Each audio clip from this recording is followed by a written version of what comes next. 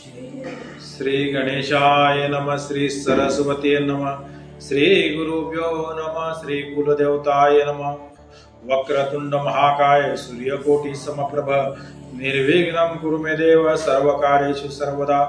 गुरुर्ब्रह्मा गुरुर्विष्णु गुरुर्देवो महेश्वरा गुरु साक्षात परब्रह्म तस्मै श्री गुरुवे नमः। श्री अनंत कोटि ब्रह्मांड नायक राजाधिराज योगीराज भक्तवत्सल सच्चिदानंद श्री सद्गुरु अक्कलकोट स्वामी समर्थ महाराज की जय।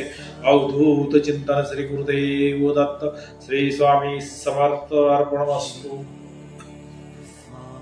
सर्वांना दीपावलीच्या आणि आज भाऊबीज आहे, दिवाळीचा हा शेवटचा दिवस, त्यानिमित्त सर्वांना हार्दिक हार्दिक शुभेच्छा। आज भाऊबीज म्हटल्यानंतर प्रत्येक भावानं बहिणीला यथाशक्ती आपल्या आपल्या परिस्थितीनुसार तिला मदत करायची असते। जसं श्रीकृष्णाने द्रौपदीला ज्यावेळेस वस्त्रहरण होत होतं त्यावेळेस श्रीकृष्णाने जी मदत केली ती खरं भाऊबीजच म्हणावं लागेल। आणि दुसरं म्हणजे बळीराजाला श्री वामनाने म्हणजे विष्णूने सांगितलं होतं की तुझ्या भक्तीवरती मी प्रसन्न आहे, तुला काय मागायचं ती माग। त्यावेळेस विष्णूने बळीराजाने मागितलं की भगवंता तुम्हाला मी सतत तुमचं दर्शन व्हावं, सतत तुमचा सहवास घडावा, ह्यासाठी तुम्ही माझ्या दारी द्वारपाल म्हणून राहावा। त्यावेळेस देवांचाही देव करतो भक्तांची चाकरी म्हणून वामनाने म्हणजेच विष्णूने बळीराजाच्या त्या दारामध्ये द्वारपाल म्हणून सेवा केली। आणि ती सेवा करत असताना दिवाळी आली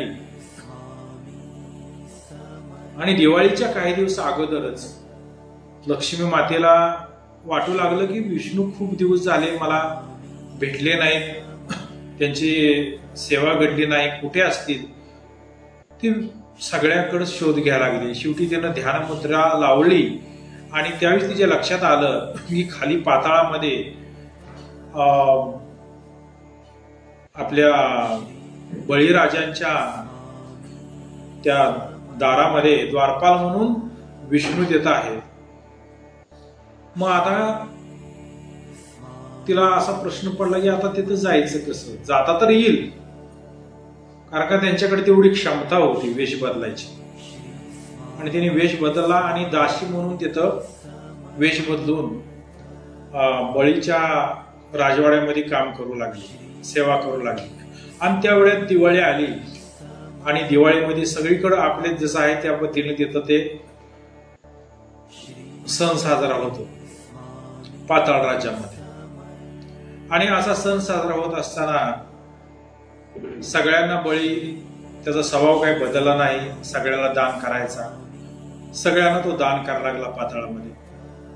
आणि त्यांच्या राज्यामध्ये कोणी दुःखी दिसेल असं दिसत नाही। मात्र लक्ष्मी जी दासी झाली तो दुःखी होऊन बसलेली होती। त्यावेळेस त्याने यांची नजर राजाची बळीराजाची लक्ष्मी मातेवरती गेली आणि आता लक्ष्मी माता ही त्यावेळेस लक्ष्मी माता नव्हती, त्यावेळेस त्यांच्या राज्यातली ती दासी होती। आणि बळीराजा तिला दासीच्या रूपातच विचारायला लागला, अगं तू का दुःखी आहे, सगळी तर खुश आहेत प्रसन्न आहेत, तू का दुःखी आहे? तर म्हणले मला भाऊ नाही म्हणले, आणि भाव असता तर माझ्या भावाने मला आज भावाला मी ओवाळलं असतं, त्याचं मला दुःख आहे।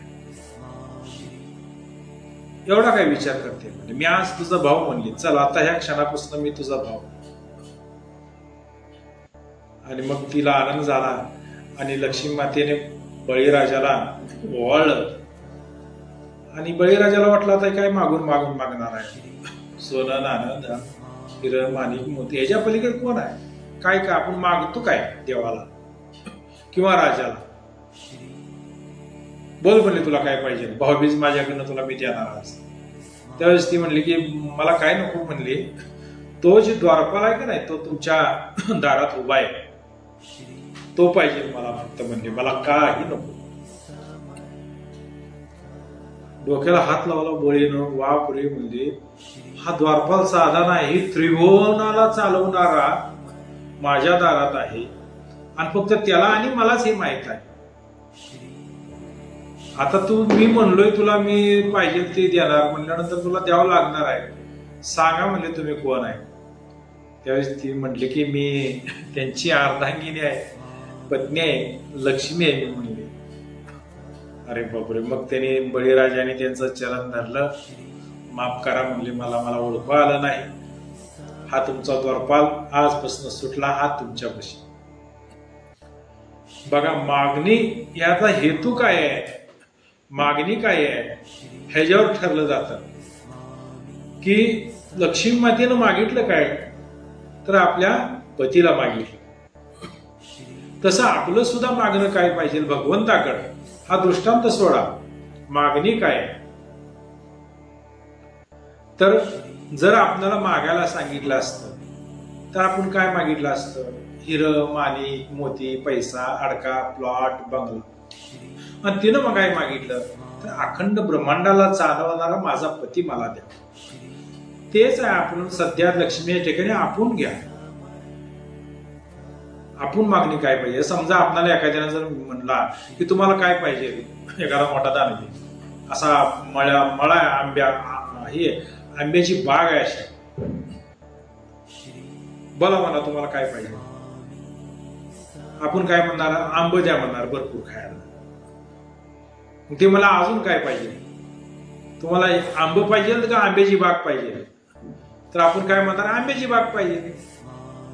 बरं, आंब्याची बाग पाहिजे का त्या बागेचा माळी पाहिजे, तर आपली मागणी काय पाहिजे, तर माळी पाहिजे. जर माळी मिळाला तर बाग मिळाली, बाग मिळाली तर सगळे आंबे आपल्याला मिळतील. तसं हे विश्वातलं जेवढं काय आहे की चालवणारा कोण आहे तो जर तुम्ही आम्ही मागितला तर हे सगळं आपल्याला न मागता मिळतंय. तया नारायणाला मनी अखंड आठवावे ध्यानी, मग ती लक्ष्मी तयापासून जाईल कोटी. अंतरी वसता नारायण लक्ष्मीच काय होणे, ज्याची लक्ष्मी तो आपणे बळकट धरावा. म्हणून तो मागितला की ती येते. कळलं का? तो मागितला की ती येतेच. तो म्हणजे कोण, तो म्हणजे नारायण. नारायण मागितला की ती म्हणजे लक्ष्मी येतेच. तिला सांगावं लागत नाही ये म्हणून. आपण काय केलंय, आपण लागलोय सगळ्या लक्ष्मीच्या मी मागे लागलोय. आपण लागलोय पैशाच्या मागे. सगळीजण आपण सकाळपासून संध्याकाळपर्यंत पैसा कमवायसाठी करतोय काम करतोय. परंतु त्या पैशानं आपल्याला काय मिळणार आहे.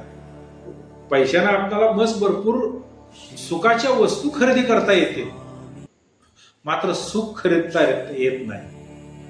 पैशानं तुम्हाला मोठा लाट बेड घेता येईल, पण झोप विकत घेता येत नाही. पैशानं तुम्हाला पक्वान्न विकत घेता येईल, मस्त फळं घेता येते, पंचपक्वान विकत घेता येईल, पण भूक विकत घेता येत नाही. मात्र लक्ष्मीनं काय करता येते, लक्ष्मी ही तुम्हाला झोप येऊ देते, लक्ष्मी तुम्हाला भूक देऊ शकते, लक्ष्मी तुम्हाला सुख देऊ शकते, आणि पैसा दुःख देतो. हा फरक आहे. कारण का पुढच्या दाराने येते ती लक्ष्मी येत असते आणि पाठीमागच्या दाराने येतो तो पैसा असतो. टेबलाच्या वरनं येते ती लक्ष्मी असते आणि टेबलाच्या खालनं येते त्याचं नाव पैसा असतो. म्हणून ज्याच्याकडे जास्त पैसा आहे त्याच्यासाठी हॉस्पिटल आहे, ध्यानात ठेवा. हॉस्पिटल कोणासाठी? ज्याच्याकडे जास्त पैसा आहे ना त्याच्यासाठी हॉस्पिटल आहे. हॉस्पिटलचं नाव काय आहे? हॉस्पिटल शब्दातच आहे हॉस्पिटल, त्याचं नावच आहे. तुमची सगळी हाऊस जिथं फिटते त्याचं नाव हॉस्पिटल. हॉस्पिटल मग तिथे गेल्यानंतर बघा ती ICU असते, त्यासाठीच आहे. ते पैसा आहे ना तुमच्याकडं, नको त्याच्या मुंड्या मुरगाळून तुम्ही पैसा कमवलाय ना, हॉस्पिटल तुमच्यासाठीच आहे. तुम्ही देवाचं अस्तित्व मान्य करत नाही ना, ज्यावेळेस तुम्ही आईच्या गर्भात होता त्यावेळेस देवाला म्हणत होता, देवा मला इथून सोडव, मी शहीद करीन. आणि बाहेर आल्यानंतर काय म्हणाला, who are you, who are you, who are you. तुझ्यासाठी ICU. ICU कोणासाठी आहे? तसं सगळ्यासाठीच आहे. परंतु मी तुला बघून घेतो, तुला तिथं देवाची आठवण येणार म्हणजे येणारच. कारण का, जरी डॉक्टर तुला ट्रीटमेंट देत असतील तर डॉक्टरांना बुद्धी देणारा, त्याच्या अंतरीण आणणारा कोण आहे? तो भगवंतच आहे ना. म्हणून भगवंताला विसरू नका. याच्यातून सांगायचा माझा एकच आहे तात्पर्य आणि मतितार्थ, तुम्ही किती जरी उंच उडाला पैशानं तर शेवटी जमिनीवर यावं लागतंय बरं का, ध्यानात ठेवा. जमीन विसरू नका. कारण का, किती जरी मोठा झाला आणि श्रीमंत झाला तरी स्मशानभूमीतच नेतात मेल्यानंतर. आणि जाळणार आहे कशावरती? लाकडानं जाळणार. नसेल तर ती इलेक्ट्रिक मध्ये राख पण एवढी येणार आहे. म्हणून काय करायचं आहे, मला तुम्हाला रागवायचं नाही, फक्त त्याच्या मागचा हेतू बघा की जास्त पैशाच्या मागे लागू नका. जरा आपला जन्म झालाय कशासाठी? तर भगवंताची प्राप्ती, भगवंताचं नामस्मरण हे करण्यासाठी. आपण जन्माला आलोय कशासाठी आणि करायचं आहे काय आणि जायचं आहे कुठं, हे सूत्र चुकलंय आणि त्याच्यामुळे तुम्हाला आम्हाला दुःख व्हायला लागले. मग ही दुःख निवारण करायचं असेल तर गुरु केला पाहिजे. आता गुरु करायचा असेल तर एक तर सदेह गुरु करावा, नाहीतर निर्गुण गुरु करावा. निर्गुण म्हणजे जे पहिले होऊन गेले, जे आता नाही मात्र आहेत. असे कोण? तर श्री स्वामी समर्थ. त्या स्वामी समर्थाला, दत्तांना तुम्ही शरण जावा आणि मग बघा आपल्या जीवनामध्ये आपल्याला काय काय बदल होतोय. आपल्या पिंडामधला सगळ्यात मोठा शत्रू कोण असेल तर अहंकार आहे. हा अहंकार एवढा मोठा शत्रू आहे की तो आपल्याला जमीनदोस्त करायला बसलाय. कारण का त्याच अहंकारानं रावणाला संपवलं, त्याच अहंकारानं कंसाला संपवलं, त्याच अहंकारानं दुर्योधनाला संपवलं. आणि तोच अहंकार आता सध्या मनुष्य जात संपवायला तयार आहे. आता बघतोय सध्या आपण युद्ध, तिसरं महायुद्ध होण्याच्या आता सध्या रंगीत तालीम आहेत. सध्या होईल का न होईल त्या भगवंताच्या हातात आहे. पण होऊ नये. जर झालं तर मग मनुष्य राहतच नाही. म्हणून जे काय करायचं आहे ते सगळ्यांना विनंती आहे, ते आताच करा. भगवंताचं नामस्मरण करा. भले कुठल्याही देवाचं करा, परंतु करा. खरंच सांगतोय, कळकळीने सांगतोय, भगवंताचं नामस्मरण करा. मग रामाचं करा, श्रीकृष्णाचं करा, विठ्ठलाचं करा, दत्तप्रभूचं करा, श्री स्वामी समर्थांचं करा, पण करा. कारण का गुळ हा कुठल्या तरी दुकानातनं विकत घेतला आणि खाल्ला तर गुळ हा गोडच लागणार आहे.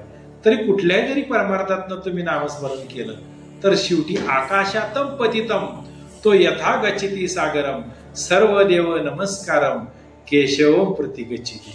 मात्र अट एक आहे, कोण जर तुम्हाला नामस्मरण कर म्हणत असेल आणि दाब देत असेल तुम्ही करायचंय तर हेच करा, तर ते मात्र चुकीचं आहे. कारण का पंचपाकवानाचं अन्न तुम्हाला वाढायचं आणि डोक्याला बंदूक लावायची हीच खावा म्हणायचं, ही असं असेल तर ती खाणार खाईल पण त्याला ते पचणार नाही.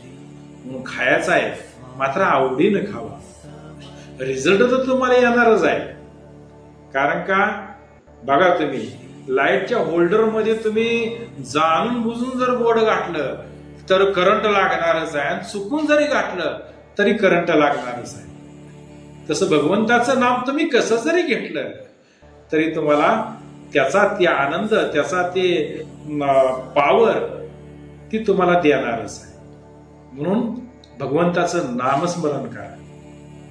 मी असा आहे, मी तसा आहे, मी अमुक आहे, मी तमुक आहे, मला जमत नाही, मला वेळ नाही, ह्याच्यात राहू नका. खरं सांगतो करा. कारण का कोणचा समय येईल कैसा न कळे की ह्या देहाचा बरोबसा, जैसे पक्षी दाही दिशा उडून जातील. कोणचा समय येईल कैसा काय सांगता येत नाही. मला वेळ नाही, मी असा आहे, मी तसा आहे, मी लय बिजी. अरे कुठला तू बिजी घेऊन बसलाय? असे मोठे मोठे होऊन गेले. तू कसला बिजी? तुझी कुठली श्रीमंती लागून गेली? काय आहे तुझी श्रीमंती? रावण असा दिवसातनं 3 सोन्याची ताटं जेवलं की असा फेकून देत होता, आणि त्या सोन्याच्या ताटाचा उकरडा झालता त्याच्या रावणाच्या लंकेत. तुझ्याकडे 4-5 तोळं ती बी सासरवाडीच आहे, आणि काय घेऊन बसलाय मला वेळ नाही? असा रावण सुद्धा शंकराची भक्ती करत होता, आणि तू कोणाचा तर एक अध्यक्ष होऊन बसलाय, आणि त्या मेजाचीच आहे तू. त्यामुळं हे अध्यक्ष, हे चेअरमन, ही पद अलीकडे आहेत. समजा ही ध्येय सुटला आणि वरती न्याय निवडायला भगवंतानं बोलल्यावर ते चालत नाही सांगून की मी अध्यक्ष होतो खाली, मी आमदार होतो, मी खासदार होतो. अरे ती खाली हे तर काय चालत नाही. त्या ठिकाणी भगवंताच्या न्यायालयामध्ये हे तुमचा अध्यक्ष, उपाध्यक्ष, चेअरमन, सचिव हे असलं चालत नाही. ते तर तुला पृथ्वी तलावावरती पाठवलं होतं कशासाठी? भगवंताचं नाव घेण्यासाठी. तो घेतलं का? नाही घेतलं ना, मग टाका ह्याला नरकात मध्ये, ह्याला काय उपयोग नाही मध्ये. मग तिथं आपला वशिला पाहिजे का नको? तिथं आपली काही कमाई पाहिजे का नाही? म्हणून हेच कमवायचं आहे आपल्याला. काय कमवायचं आहे? तर भगवंताचं नामस्मरण. म्हणून देहाच्या तिजोरीमध्ये भगवंताच्या नामाची शिदोरी खात भगवंताच्या चरणापाशी जायचं आहे. म्हणून काय करायचं ती आता करा, आणि जाती घडी आपली साधा. मी तुम्हाला माझं लाईक करावं, कुठं फॉलो वाढावं, सबस्क्राईब करावं ह्यासाठी हा व्हिडिओ बनवत नाही, किंवा फॉलो करा ह्यासाठी हा व्हिडिओ बनवत नाही. जेणेकरून 2 शब्द कानावरती पडावे आणि आपला कुठं तर अहंकार बारीकसा व्हावा आणि त्याचं रूपांतर नम्रतेत व्हावं.